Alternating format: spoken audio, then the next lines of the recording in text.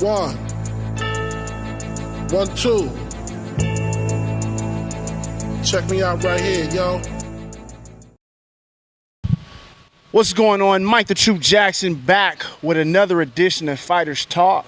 Today I'm joined by Jonathan Davis. Before we get into this interview, I got a question for you. And excuse me for being a little frank, but you don't look like a Davis. When you think about someone last name Davis, you think of someone that maybe looks a little bit like me. Where does the name Davis come from?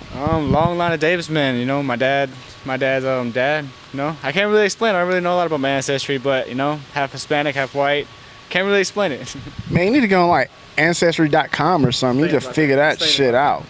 All right, I'm here again. I'm here with Jonathan Davis at 4 Ounce Fight Club. You got an upcoming fight this Friday at Legacy, I believe Legacy 39. And it's fun now because in the state of Texas, starting in 2015, they allow for pro-am cards. So we get to see a little bit of both amateurs and professionals fighting on the same card. I feel that's going to help the amateur fighters out, exposing them to a little bit different media outlets. You know, you got Access TV here in Texas and Houston now. But you're making your MMA debut against Sijin Kirian, Dirty Latin. Now, going into the fight, you weren't originally set to fight him. No, sir. What happened? Why the mix-up in opponents? You know, Sean Connor Johnson was originally my opponent. I don't know why he pulled. He pulled maybe a week and a half out of the fight, and then they asked my coaches if they wanted to fight Sinjin at 25. You know, I was like, you know what, I'll do it. Have a lot of people coming out to support me, so about 100 tickets already. You know, can't wait to fight. You know, for me, it's all business. I come to fight. I don't come to play patty cake. I come to throw down. So, you know, that's what it's all about for me, you know. Now, you've experienced maybe some hard sparring sessions, you know, at the family fun days. Now, with that, you get quite a few eyes looking at you. But now, it's the big show. Even though you're an amateur, this is a big show for Legacy. How do you feel is going to be a difference in fighting in front of maybe a few hundred people to now it's going to be a couple thousand? You know, of course, I'm going to have nerves, have pressure. I was nervous fighting out here in front of a couple hundred people, but I'm probably going to be more nervous, you know, like normal. I can't lie and say I'm not. So it's probably going to be a lot more pressure, a lot more nerves, but I trust my training and my coaches, and it's not all them people around me. It's just me and him in the cage, and that's all I care about. Now, you're young, your first one, but the reason this is your first one is because you're only 17 years old. How long have you been training? I've been training here at 4 Ounce Fight Club for coming up to 4 years now. Wow. So over the course of 4 years, how have you seen yourself grow, not only as a fighter, but as a person? Oh, tremendously. You know, I got a lot more discipline when I came here. Always yes, sir, no, sir. And coming out, I started boxing when I was younger. I didn't really like it, but coming here it made me a tremendous fighter. I cannot just, it's hard. You know, it's hard and it's easy. It's like, you know, just explain how good I got coming to this gym. You know, there's no other gym better. You know, I just love the gym, you know. So it's amazing how blessed I am to have this perfect gym out here with all the best coaches, the best fighters. I just love it. I've gotten so much better. Now, going into the fight, again, you're taking on Sijin. He has experience on you. Now, he may be a little bit smaller. Sijin, you should be fighting like 115. You're not a 25er. But again, he has a little bit, for you, he does have the upper hand and the experience. Where do you feel you're better in the fight, and how do you think you can win against someone with such experience as Sijin?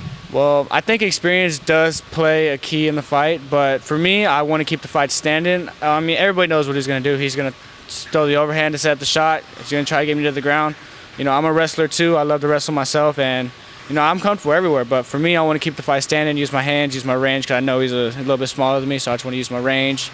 You know, if I goes to the ground, it goes to the ground. It don't matter to me. I'm perfectly fine with that. But for me, I want to keep the fight standing, and I want to throw down. That's all I want to do. There you go.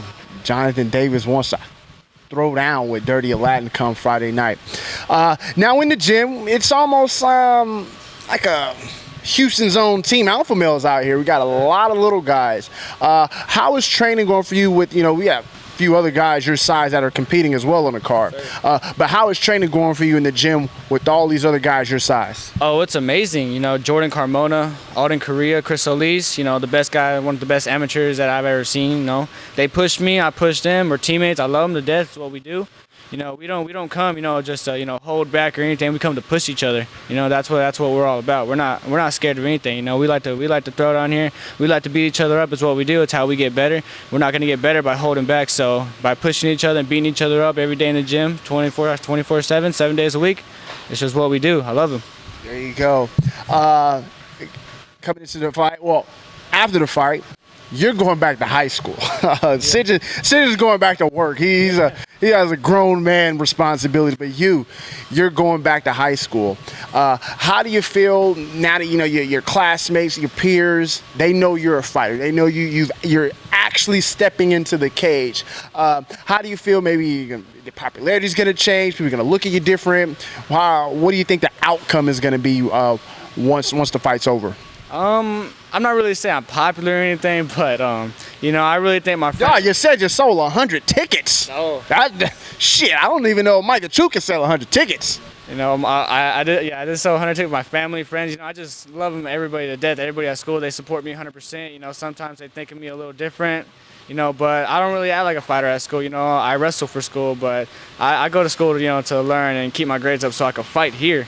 So that's really the main thing. I got very hard parents on me, and I couldn't ask for anybody better. What kind of advice do you give to up-and-coming fighters that are younger? You know, you got the 13, 14, 15-year-olds that are eventually one day want to get into the cage. What kind of advice do you have for those young guys? School comes first, always. You know, that's just how it is. There's no other way around it. If you don't succeed in school, you don't succeed anywhere. You know, keep your grades up so you could come train here, so you could feel a lot better, be more confident, know you don't have anything else to worry about. So I would give them advice. My advice to them would be keep your grades up, stay in school, and be active. You know, come to the gym as much as you can. There's really nothing else to say. Keep your grades up and come to the gym. That's all right, you young Thundercats out there. Yeah, I called y'all Thundercats. I'm a little bit older than you. Man, shit, I feel old. Man, you know I'm gonna be 30 next month, man. I know that. Shit, I feel old. Especially talking to these young Thundercats right here. Anyways, check my man Jonathan Davis out taking on Dirty Aladdin this Friday at Legacy 39.